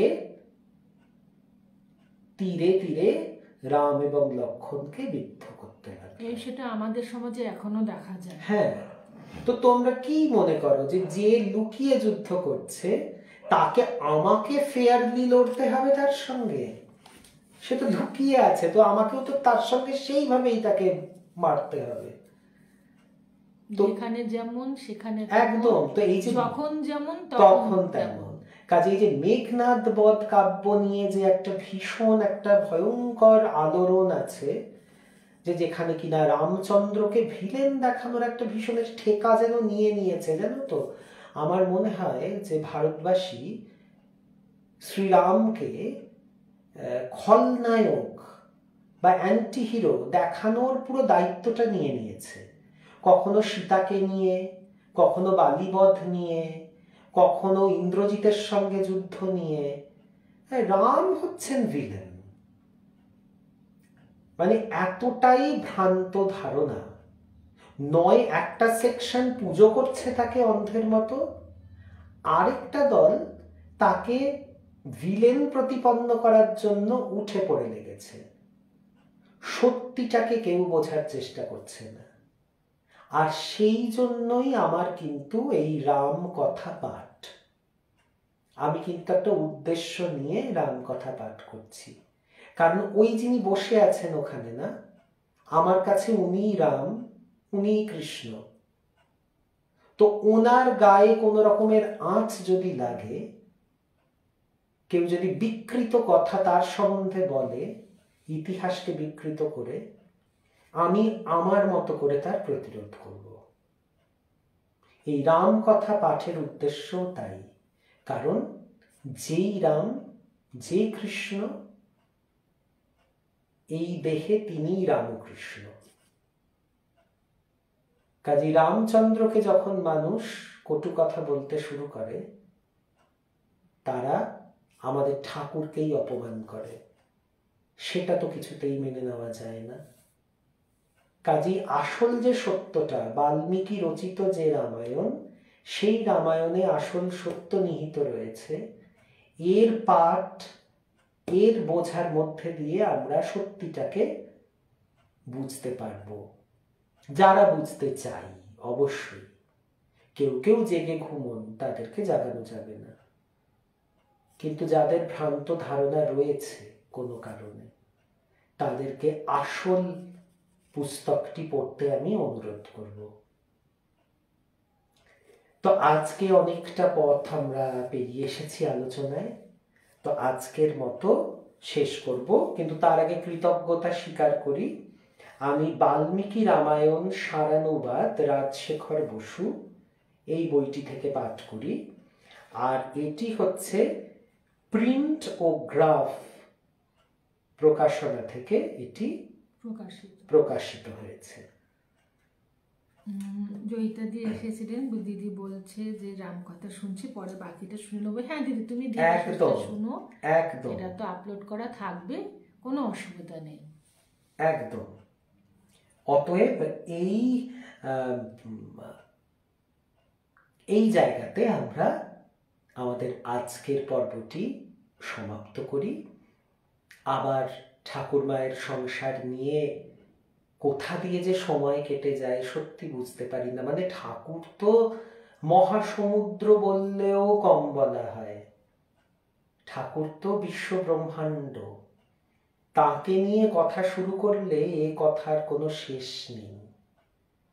এ কথার লক্ষ্য জন্মও এ কথা শেষ হবার নয়। কোথা দিয়ে যে সময় চলে যায় বুঝতে পারি না। সেই 8:30টায় বসেছি, এখন প্রায় 10:30 বাজতে চলেছে। তো কাজেই সকলেই, তোমরা যারা শুনছো প্রত্যেকেরই কাজকর্ম রয়েছে, অনেক রাতও হচ্ছে। তো আজকে এই অবধি রেখে তোমাদের কাছে বিদায় নেব। কিন্তু বিদায় নেওয়ার আগে আবার দিব্যত্রয়ীর শ্রীচরণে আমাদের আভূমি লুণ্ঠিত প্রণাম জানিয়ে আমরা আজকের পর্বের সমাপতন ঘটাব। ওম স্থাপকায় চ ধর্মস্য সর্বধর্ম স্বরূপিণে অবতার বরিষ্ঠায় রামকৃষ্ণায় তে নমঃ। জননীং শারদাং দেবীং রামকৃষ্ণং জগদ্গুরুং পাদপদ্মে তয়ো শ্রুত্বা প্রণমামি মুহুর্মুহুঃ। নমো শ্রী জ্যোতিরাজায় বিবেকানন্দ শূরয়ে সচ্চিদ সুখ স্বরূপায় স্বামিনে তাপহারিণে। আচ্ছা, আজকে যারা দেরিতে এসেছো তাদের জন্য আমি আরেকবার গোপাল সোনাকে দেখিয়ে দিই। তোমরা ভীষণ ভালোবাসো ওকে। যারা হয়তো শুরুতে দেখতে পাওনি, সোনালি, জয়িতাদি, আমাদের তাপসী দি, যারা হয়তো আর যারা একটু দেরিতে এসেছো হয়তো কাজ সামলে, তাদের জন্য গোপাল সোনাকে আরো একবার তোমাদের সামনে নিয়ে এলাম, কারণ তোমরা ওকে ভীষণ ভালোবাসো। তো আমি, আমার কথা শোনা যাক না যাক, গোপালকে কিন্তু থাকতে হবে। ইনি হচ্ছেন আসল হিরো, জনপ্রিয় মানুষ। হ্যাঁ, আর এই লোকটাকে নিয়ে কত খারাপ খারাপ কথা বলে বলো তো মানুষ, কিচ্ছু জানে না, শোনে না। তো আজকের মতো আমাদেরকে বিদায় দাও। ঠাকুর মায়ের সংসারে আবার উপস্থিত হব আগামী বুধবার। ততদিন ভালো থেকো, সুস্থ থেকো সবাই।